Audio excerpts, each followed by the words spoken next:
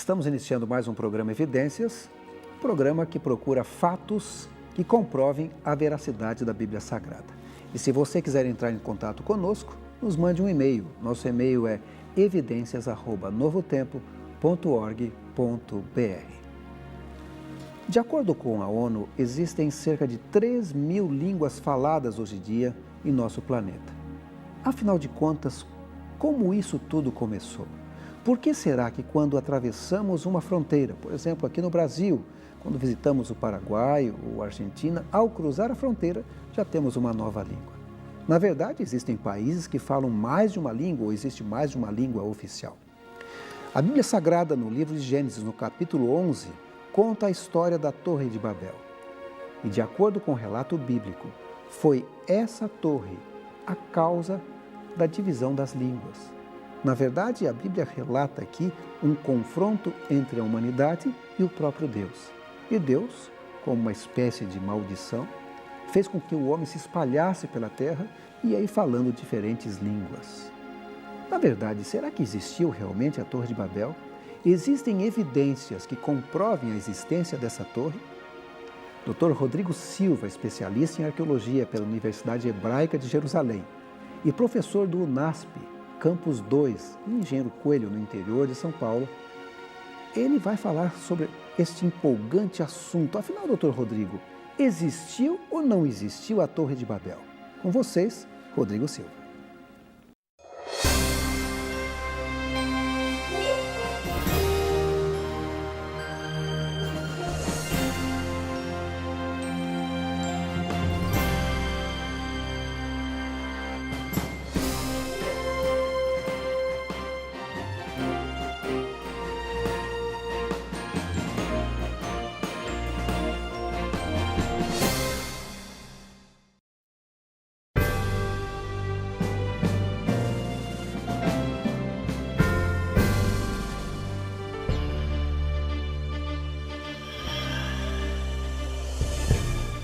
Ziad Yosef Fazar é um libanês de inteligência prodigiosa.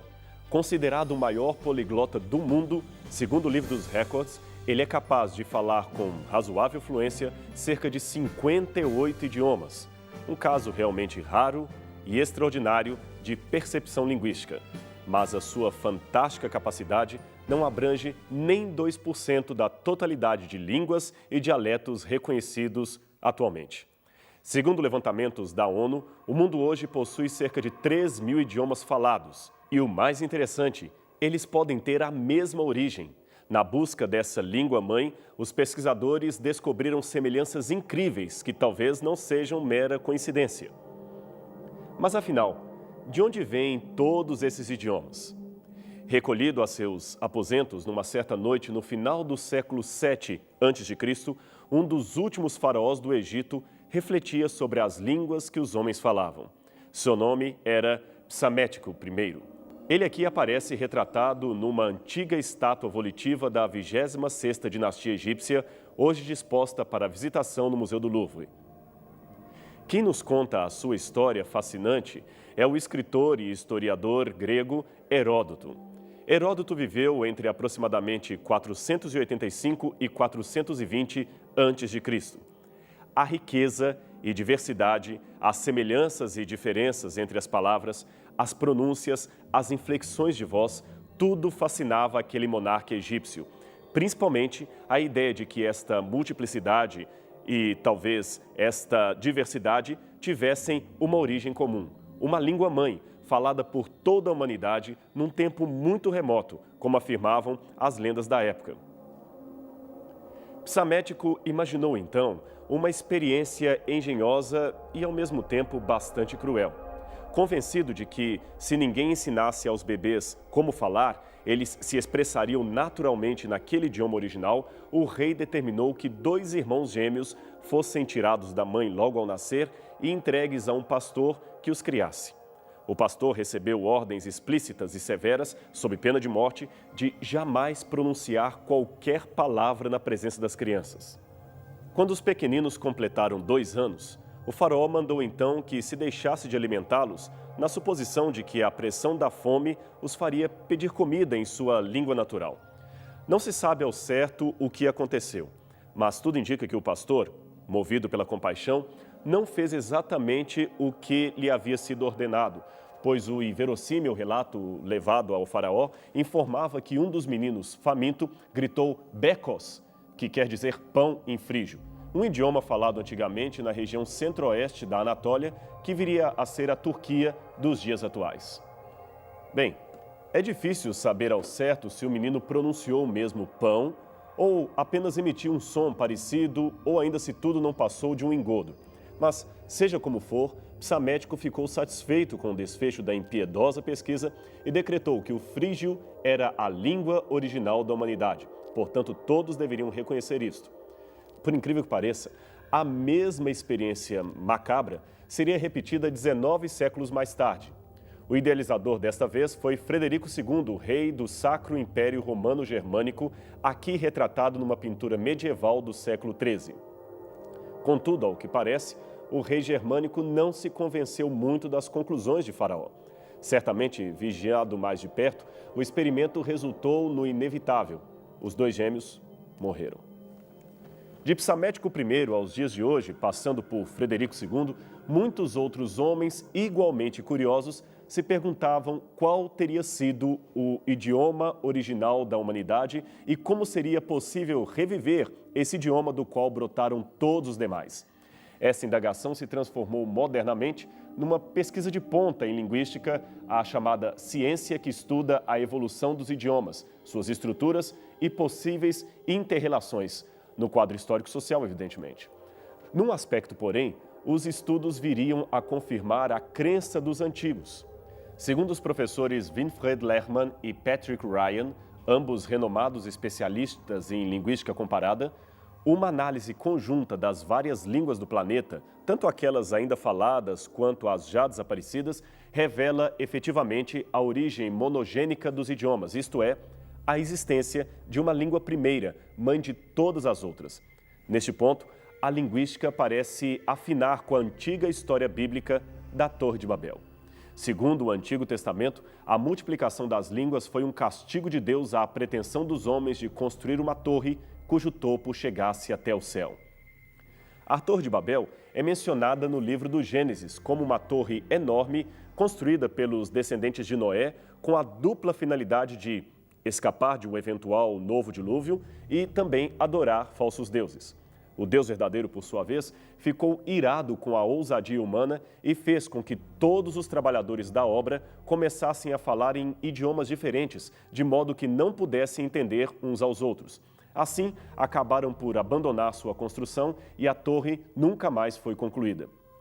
Foi esse episódio que, segundo a Bíblia, explica a origem de todos os idiomas da humanidade, ou pelo menos das raízes linguísticas que os originaram.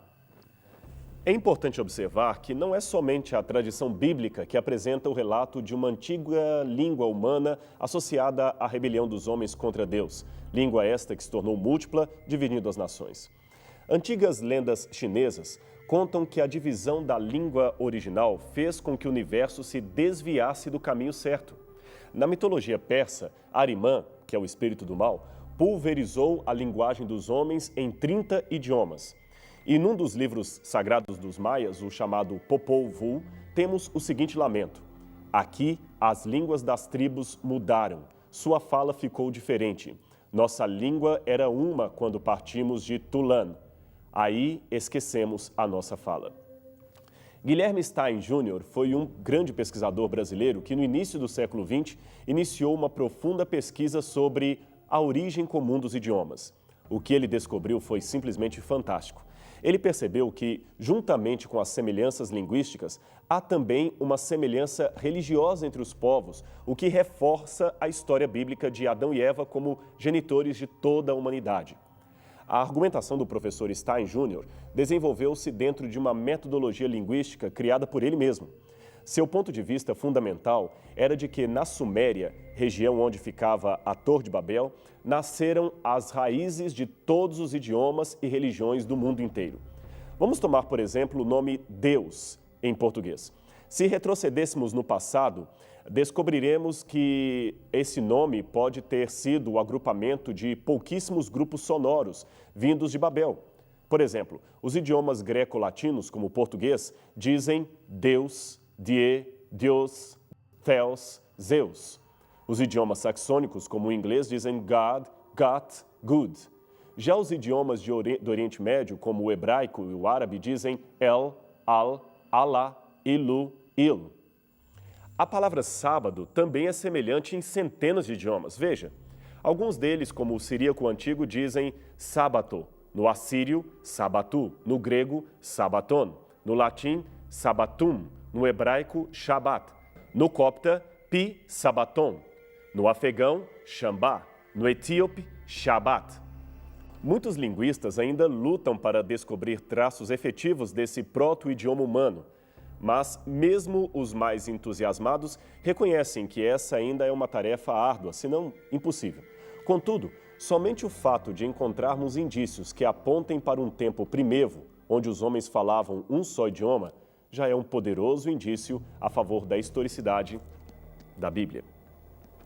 Aliás, a história geral está repleta de evidências que não somente estabelecem o fato de um antigo idioma único, como também colocam o monoteísmo e não o politeísmo como a primeira forma de religião seguida no mundo. Em outras palavras, houve um tempo em que somente um único Deus era reverenciado pelos homens.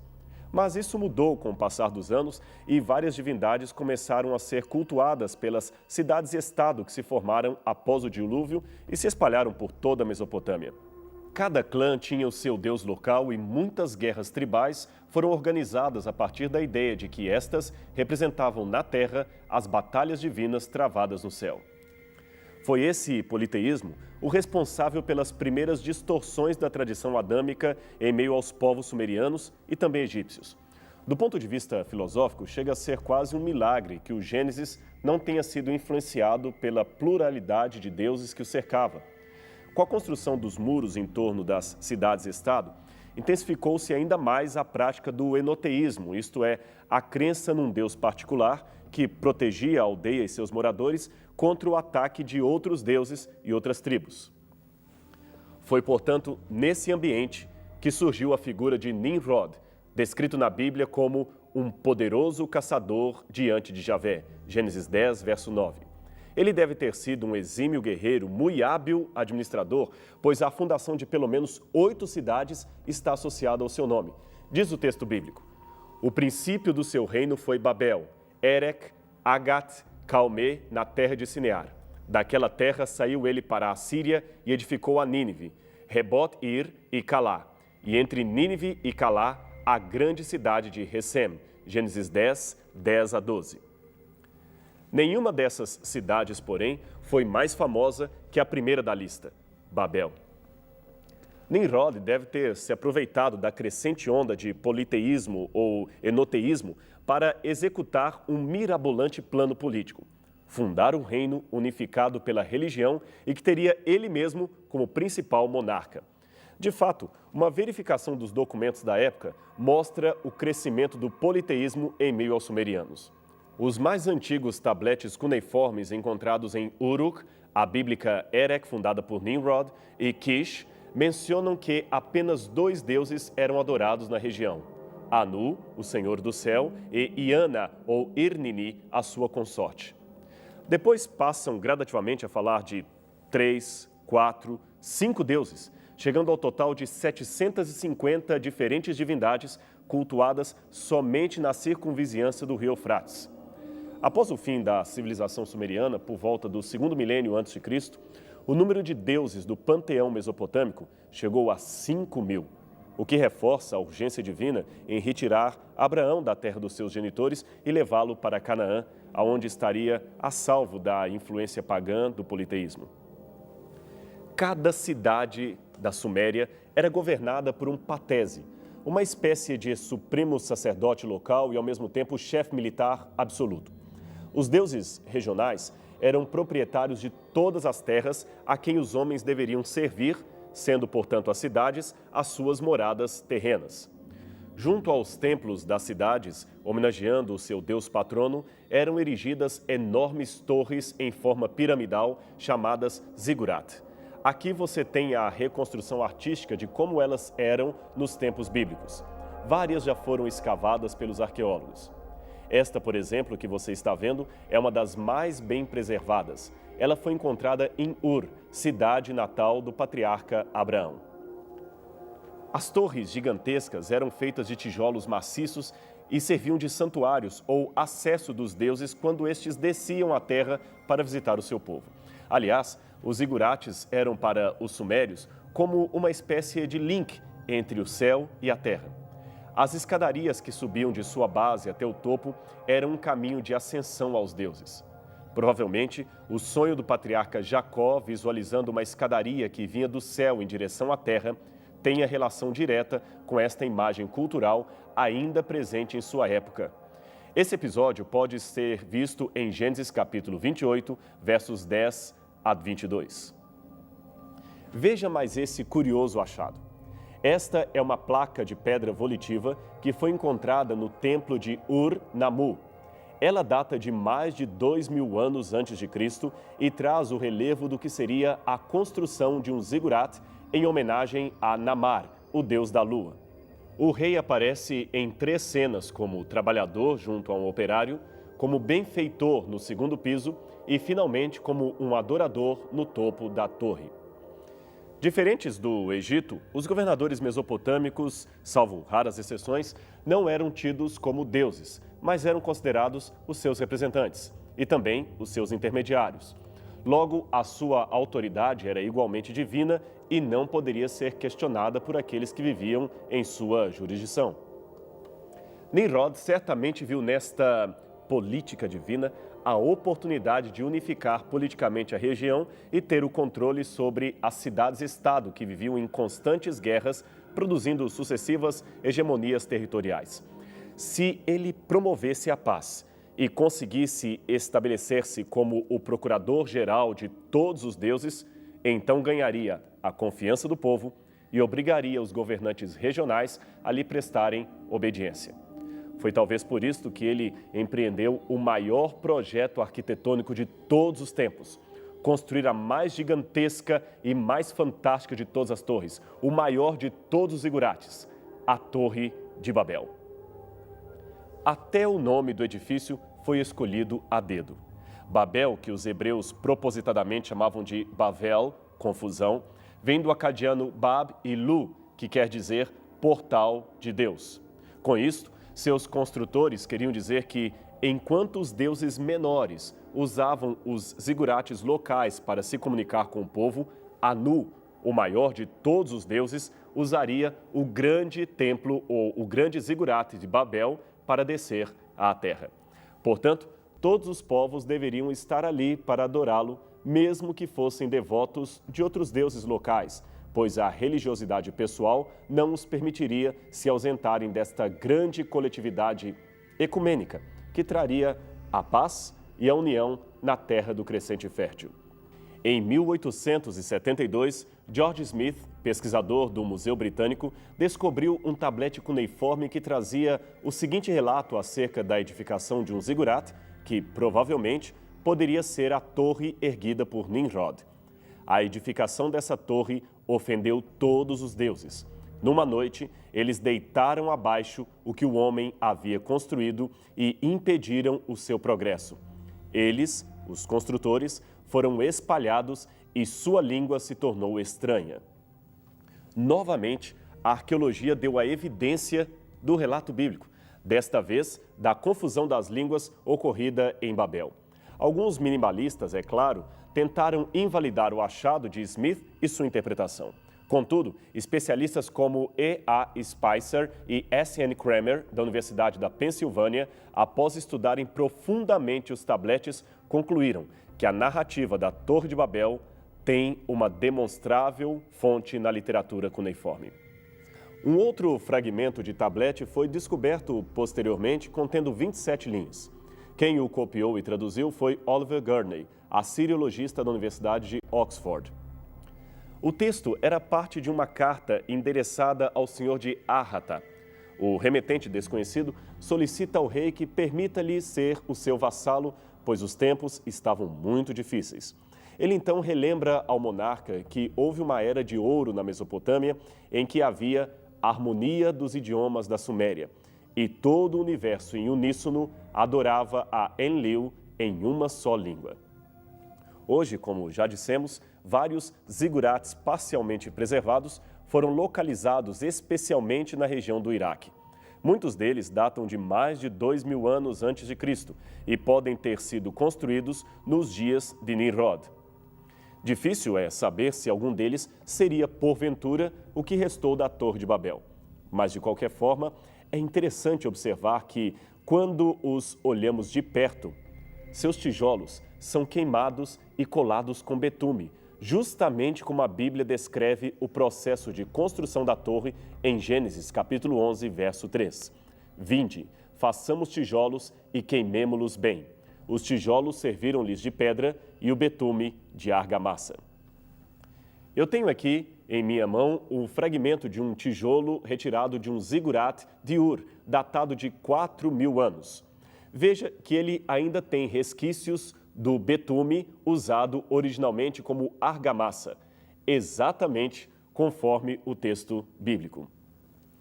Esses capítulos são os únicos documentos antigos que relatam a história das raças, línguas e divisões geográficas que hoje nós temos. Da mesma maneira que Gênesis, capítulo 1 a 3, é crucial na descrição das origens da humanidade, a importância histórica de Babel também não pode ser minimizada. Somente uma crença cega nos modernos historiadores céticos poderia deixar de reconhecer que, em Gênesis, nós temos a mais antiga e remota história da humanidade. O falecido Dr. William Foxwell Albright, que é ainda hoje reconhecido amplamente como uma das maiores autoridades em arqueologia do Oriente Médio, define assim esses capítulos. Eles se mantêm como únicos na literatura antiga e sem nenhum paralelo, mesmo entre os gregos, onde nós temos um tratamento tão minucioso de uma divisão dos povos numa estrutura genealógica, a tabela das nações permanece como um documento surpreendentemente preciso. Nimrod foi de fato um homem habilidoso e de fantástica capacidade administrativa. Se vivesse em nossos dias, talvez seria um dos maiores empresários do mundo ou, quem sabe, um grande estadista. Mas o seu maior erro foi confiar demais em sua capacidade, achando que teria condições de desafiar a soberania de Deus. Aliás, não é exatamente isto que muitos Nimrods modernos estão fazendo ainda hoje? Por que será que a inteligência de muitos não os capacita a aprender com os erros do passado e entender que a submissão a Deus é o princípio de toda sabedoria? Muitas torres de Babel continuam sendo erguidas e construídas pelo mundo afora. Mas todas virão abaixo, todas virarão palha, pois o Supremo Rei do Universo virá em breve estabelecer o seu trono de justiça e inaugurar um reino onde todos voltarão a se comunicar num só idioma, a linguagem universal do amor a Deus. Está você preparado para a chegada desse grande momento? Pense nisto e descubra que não precisamos de torres para subir até Deus, pois o seu amor fez com que ele descesse até nós. Esta é a mensagem da Bíblia para você.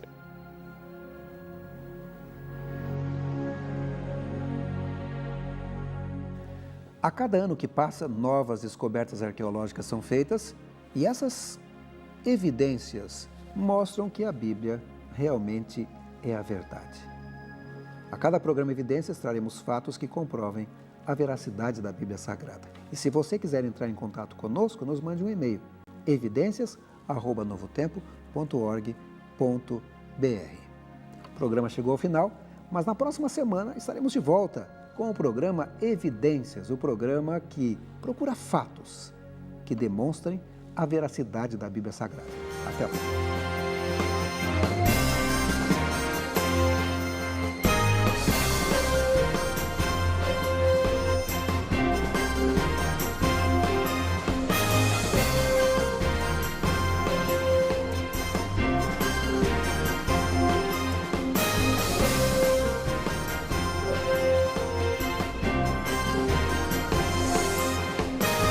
Este programa tem o apoio cultural do NASP, Centro Universitário Adventista de São Paulo, em parceria com a Novo Tempo.